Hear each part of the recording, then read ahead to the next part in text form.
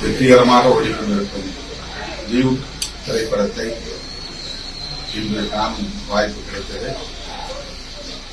நமது இடதுசாரி இயக்கத்தின் மூத்த தலைவர் முத்தரசன் அவர்களோடு இந்த திரைப்படத்தை ஆணவ கொலைக்கு எதிராகவும் பேசுகிறார்கள்.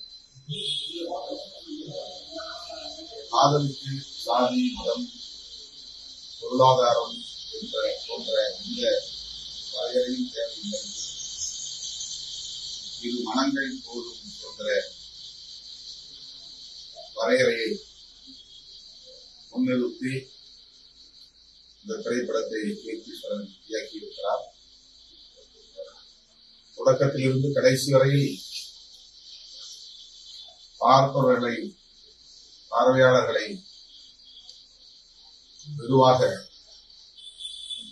ஈர்க்கும் வரையில் காட்சி அமைந்திருக்கின்றன.